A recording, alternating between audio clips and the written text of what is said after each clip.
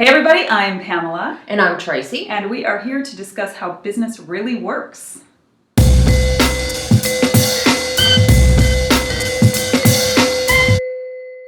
our topic today is the creative process. Now, you might think, well, that has to do with artists. What does that have to do with business? But the thing is, every aspect of business is creative. Whether you're problem solving and you got to come up with different solutions, you're designing a new product. But today, really, one of the most important things is we have to create content for marketing. So, writing, video, audio, all of it requires creativity. And you're not only creating your content, you are creating value. And there's a certain thought process that goes into creating value for your customers or your target audience as well. So all of these things come together to make an overall creative process that sometimes people get stuck in. So we're going to talk about ways you can go through the creative process and have it work for you. I think one of the biggest problems people have with the creative process is they've got the end result in mind.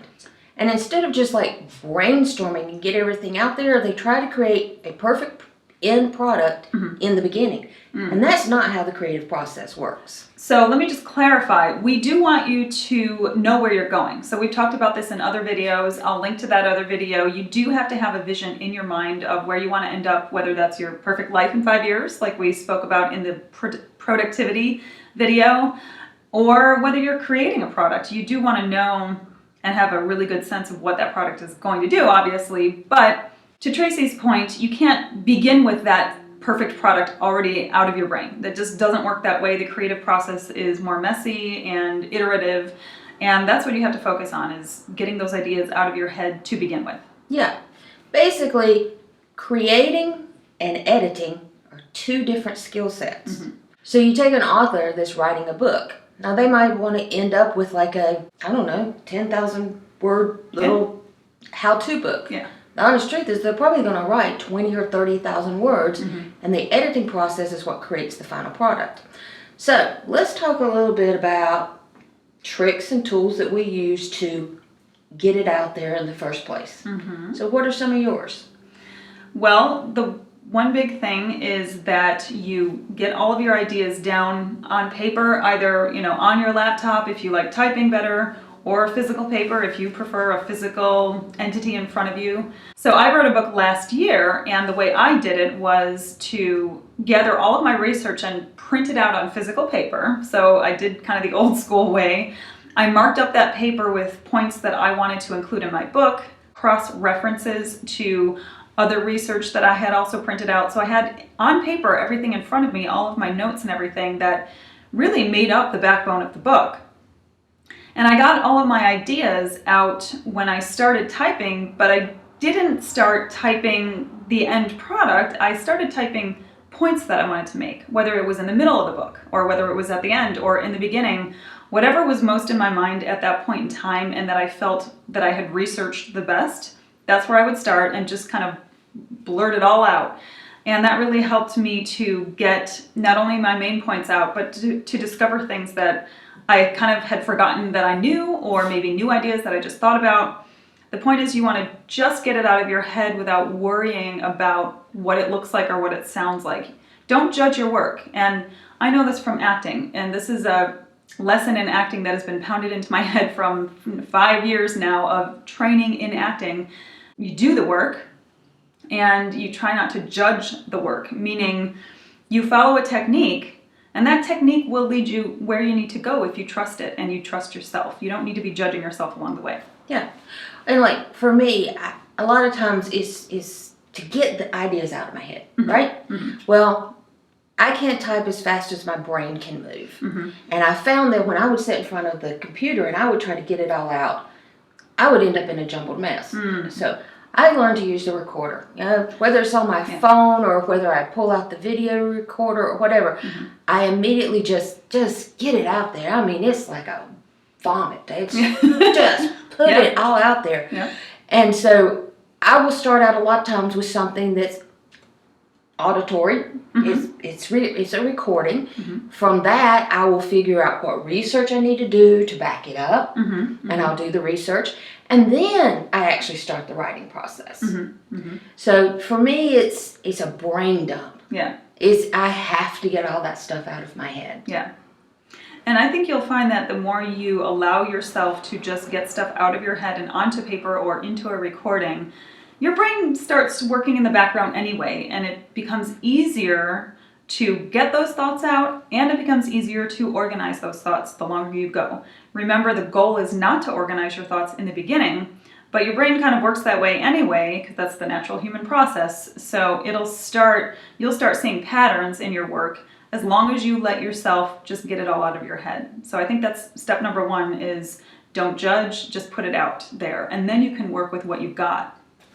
And I find like when I first start the writing process, after I've done the research and gotten the creative ideas out of my head, I find that if I get really bogged down into like perfect grammar, perfect spelling, perfect this, perfect that, Yeah.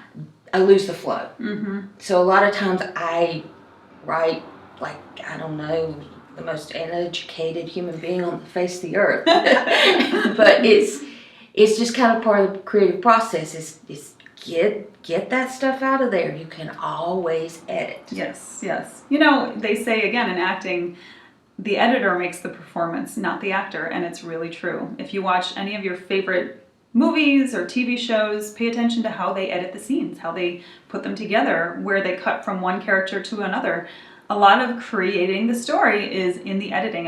It's also in the acting, of course, but a lot of it ends up with the editing, much to my dismay sometimes. But, you know, can't have everything we want. That's true. Yeah.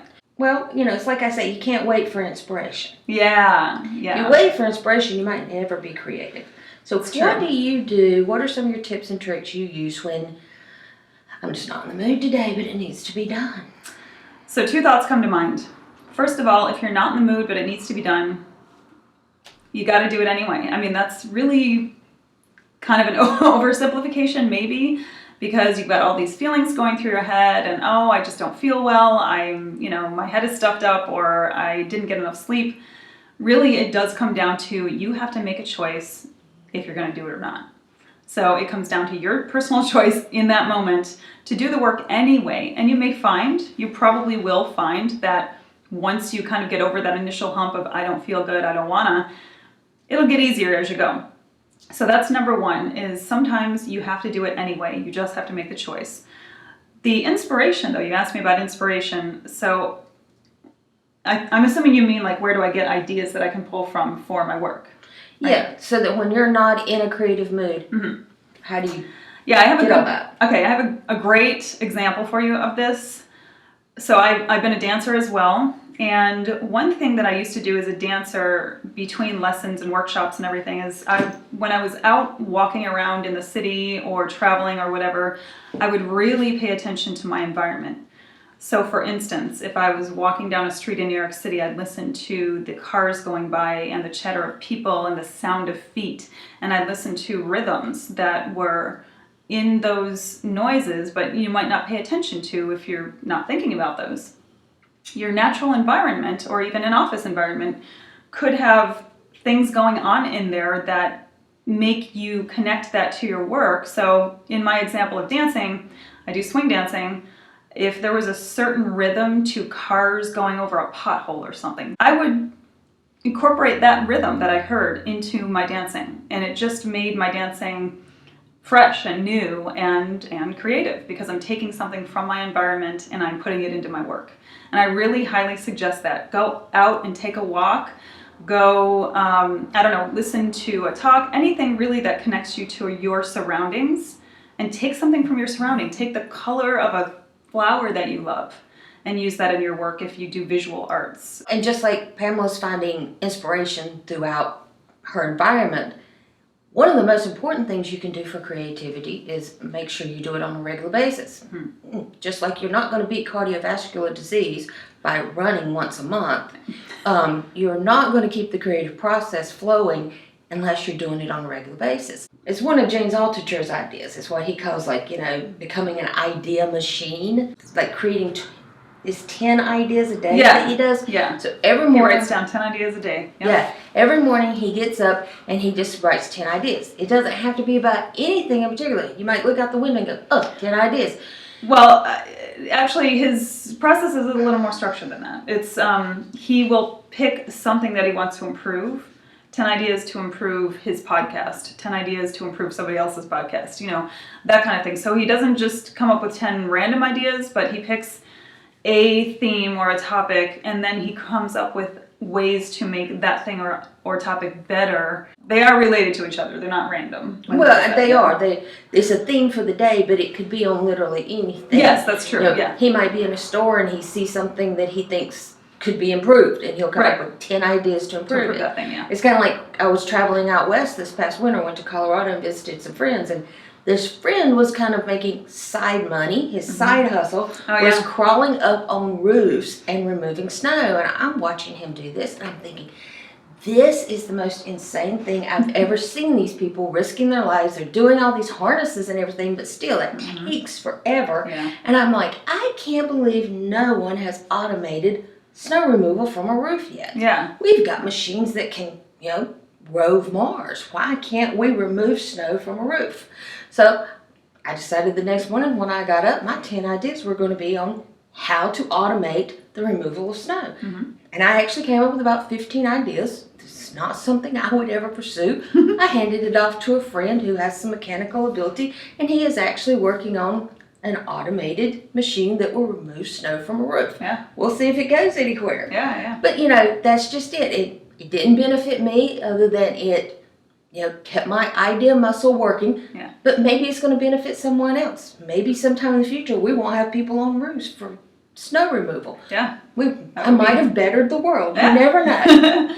And with this exercise of coming up with 10 ideas per day, the same principle as the creative process applies in that you don't judge the ideas. You just write them down. And almost the whole point of this exercise is that most of them are going to be crap ideas, and that's okay. And you have to be okay with that coming out of your head. This is just an exercise to get you used to creating and coming up with new ideas and making new connections. So it doesn't really matter the quality of the ideas. You may come up with some brilliant ones out of these. There's no telling what you'll come up with, but you don't judge the work.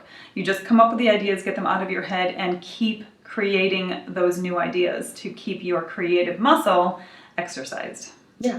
Well, it's like James says, if you write 10 ideas a day for 365 days a year, what's that, 3,600? Yeah. He said you might have $1 million idea and all that. Yeah. The idea is not to come up with some earth-shattering idea. The Right. idea is to exercise your creativity. Yes. And of course, I guess we should recommend James's book called Become an Ideal Muscle. Become an idea machine. Exercising your idea muscle. Yeah. Yes. Yeah. By James Altucher. We'll put the links to that in the description. And there's a couple of other really good books on the creative process itself. One's by Twyla Tharp called, what did you call that book? The Creative Habit, Live It and Learn It.